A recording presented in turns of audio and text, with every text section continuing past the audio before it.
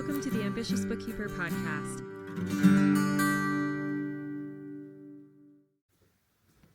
Today I'm doing something a little bit different. If you've been in my world for a while and you're an accountant or a bookkeeper, I actually write a behind-the-scenes newsletter every so often when I'm inspired. It's not written by AI. I don't even ideate with AI.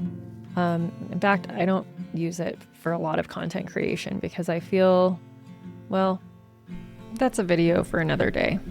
What I'm getting at is I've written a newsletter for my accounting and bookkeeping community, and in case there are any of you out there who don't read the newsletter, I figured I would kind of just tell you about it here. And as you are watching a day of behind the scenes, they are in no way related. What I'm doing on this behind the scenes vlog is not in any relation to what I wrote about in the newsletter.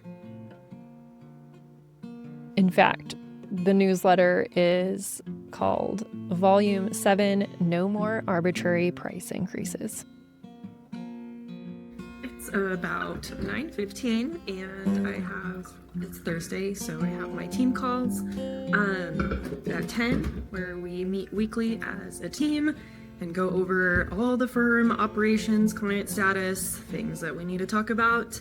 And so I'm just getting my third cup of coffee and I'm gonna go over to where I work, which is just a few steps away, and kind of boot up and get ready for our team meeting. You know what advice I am pretty much beyond sick of hearing is raise your prices, charge your worth. And I got to thinking about this because in the online course space, there's this idea that you should increase the price of your programs almost every time you launch. And I disagree. And I haven't raised the price of my programs in probably 2 years. During the height of inflation, I opted to keep my prices the same, reduce payment plan fees, and even in some instances, reduce the price of some programs. And I even reduced the price of some of our bookkeeping services. Some might argue that discontinuing the use of a discount is effectively a price increase, but I think it depends on the way those discounts are used. If you always show things on a discount as a pricing psychology tactic, then yeah. If it's a true limited time discount and otherwise the product or service is being sold and people are buying at full price outside of a certain window, then it's simply charging regular price. But I digress. This team meeting was a pretty quick one. Normally they go about an hour, but we are at the end of a month, rolling into a new month end, so we don't have very much lingering about clients that we needed to talk about, and everyone was pretty much on track with everything that they should be doing, so it made my job a little easier today. So I have some extra time before my next call, which is going to be a live Q&A for my bookkeeping community. I do them every month on the final Thursday, where I just go live on YouTube and on Zoom for the community, and people can ask questions about building a bookkeeping business. So I'm going to do a few things in between meetings, and maybe if I have time, I'll go for a walk. But right after my live Q&A, I actually have a dentist appointment, so I have to scramble across town for that. I just ended our live Q&A, and I am now unplugging, packing up my backpack in case I decide to go work at a coffee shop or something after I run to my dentist appointment. The joys of overbooking yourself. And I have to remember to bring my camera with me so that I can continue on this documenting of my day. Before I dive a little deeper into each of these, I want to address that charge your worth piece first. As I'm writing this or reading it, we're on the final day of my bookkeeping biz workshops that I host for bookkeepers and accountants wanting to start their own virtual practice. Every time I host these, we get lots of new bookkeepers into our world. Some are experienced corporate accountants with CPA licenses, and some are truly brand new to accounting and bookkeeping. And then there's everything in between. What they all have in common is a lack of confidence in their skills, whether that is real or perceived. That is why they join the workshops. You know what side you sit on if you have any amount of self-awareness. And I refuse to sit here and perpetuate the idea that anyone can become a bookkeeper and begin getting clients right away. All right, I made it to my dentist appointment. I was 10 minutes late, and since I'm such an easy patient, they accepted me in. I'm still trying to solve the mystery of where my car keys are in this car somewhere. I was able to start the car, and hopefully I can start it again. I should be able to if I started it the first time, but I am really confused about where the heck my keys are, unless they're just like somewhere in my backpack. Oh, they might be in my sweater. They're probably in this sweater. Well, okay, mystery solved. I found my car keys. So I did bring my computer. I also brought my sketchbook. I should have brought my watercolors because it's such a beautiful day. I kind of want to go sit by the lake or something and paint. It's like 70 degrees in the middle of February, the end of February. And I know I have work that I could do, but I have honestly been cranking so hard lately that I kind of just want a little bit of a break. And tomorrow I'm gonna be working even though it's Friday and I normally don't work. I've decided to do something new in my community. I'm a part of a few different networking groups, and I decided to do open office hours where I post up at a coffee shop for an afternoon, and I just have invited people from the group to come on by to co-work or to get questions answered about their bookkeeping. And so I'm really excited about that. We'll see how it goes, or if anyone shows up. If not, I get time at a coffee shop to work, and that's all good.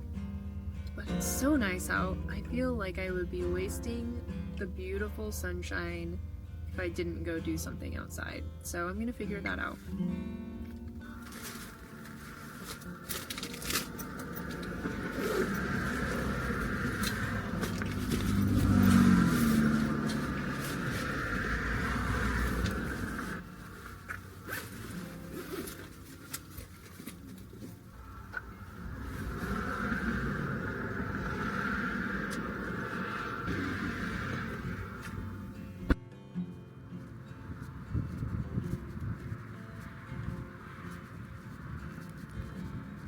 I truly believe that if you do not understand the foundations of accounting, whether you have a degree or not, that's not the point of this. You have no business taking on clients by yourself unless you commit to hiring someone to look over your work, or you work for someone else to gain the skills with oversight. If you know accounting, you know that the foundations of accounting serve as a double check for your work. Everything must balance. Well, I decided to grab what I had in my car. I have a sketchbook, I have my backpack, and some water. And I managed to find a pencil in the car. All I had in my backpack were pens. And I'm gonna go to one of my favorite spots to just think and be inspired and see what happens. Gonna take a little detour though, because as I was walking out here, I noticed somebody created a little shelter out of trees, and it looks really cool. How fun is that? It's like a giant fort. It's so big, I can stand in it. This is so much fun. If you don't know how to check your work, go and find the education to get to that point, please. Focus on learning the skills before you split your focus on also learning how to build a business. That goes for any industry if you're listening and you're not in accounting. Go focus on building the skills before you start splitting your focus and also trying to learn how to build a business. It's just so much at once, and you will crash and burn. Okay, now with that soapbox out of the way, if you're still here, let's chat about raising prices and when it actually makes sense and isn't just an arbitrary price increase because you've been in business a while and you need to raise your prices. Number one, you may have underpriced from the beginning. And we all start somewhere, and usually that is a very low price point. We don't know yet how long things will take, how complex they'll be, what level of effort we will need to communicate with clients, overhead costs, and not to mention that confidence piece. So we typically underprice, thinking it's competitive, but we need to go through this phase in order to prove to ourselves, I can do this, I'm good at this, and I'm finding ways to be more efficient. This is true whether you charge hourly or flat monthly. We all screw this up at the beginning. There's not really any way around it, unfortunately. And as a little sidebar, if you didn't screw up here in the beginning, good for you. You were probably somewhat overly confident, or a really good salesperson, or probably you've done this before. But you're the exception, my friend. You're not the norm. For the rest of us, this is when it's okay to increase your prices with each new client, to test your selling skills, to test the market to see what it can handle as far as pricing goes. That's basic economics. Speaking of economics, number two, you're at capacity.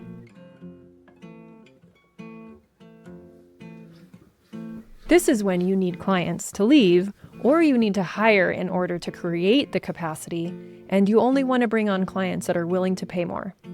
You can afford to lose one client that isn't happy with the price increase in order to create capacity, because the remaining clients who received the price increase will cover the loss. Win-win. I just got home from the day, and it's been a pretty busy day. I stopped at the grocery store after I went to a informational night for my middle child who is going to an upper elementary school next year. And now I'm gonna cook some dinner. Most of us, however, are actually terrified of this scenario and don't truly believe it will work. But most of the time it does. You're a math person, do a little math, figure out how to make this work. If you spread the increase across all the clients so that you can afford to lose one or two, run a few scenarios, look at it objectively. That's what we try to tell our clients. Look at the numbers objectively. They'll tell you. Numbers don't lie. Number three, scope increases. Next, we have the actual need to increase prices because there has been true change in scope. You're doing more work, things are more complicated or complex, or volume has increased. It's time to rip off that Band-Aid. I am currently actually in this situation where I do need to increase prices on a couple of clients because the anticipated scope is not what the reality is. I actually have to rescope all of our clients for something we used to say was unlimited because a couple clients are really taking advantage of that, probably unknowingly and unaware of the amount of work it creates for us. And no, it's not communication, it's bank accounts. Arguably, this could fall into being underpriced, but I'm going to stick it here under calling it an increased scope instead, because the work itself is changing from when we originally priced the client. Number four, the real value increases. Lastly, this is probably the grayest of areas because who actually determines how much value is being provided? This requires very careful consideration, case studies, prior successes, and sales skills. This really is only something that you can do for new clients coming in. It's not something that you can change on a current client unless they're asking for additional help, not included in the original scope. And then, that's just an amendment and a scope increase. This also requires testing the market to see what people are willing to pay for the value that you're providing. And it requires understanding what individual clients find valuable. For some, it's fast turnarounds of reports. For others, it's access to you. Each client has different value drivers, and it's your job to find out what those are when you're in discovery, so that you can position yourself as the solution and present the value you bring. So, I ask you this. If your price increase doesn't fall into the 4 above categories, why are you doing it? Thank you to everyone who helps make this podcast possible. Content and interviews are produced by me, Serena Shu. Our intro and outro music is written and performed by my brother, Ian Gilliam. Editing is also by Ian using his awesome sound engineering skills along with Descript software. Hosting and publishing is by Buzzsprout, and you can check out the show notes for links to all of these amazing resources and resources mentioned in the episode. Be ambitious.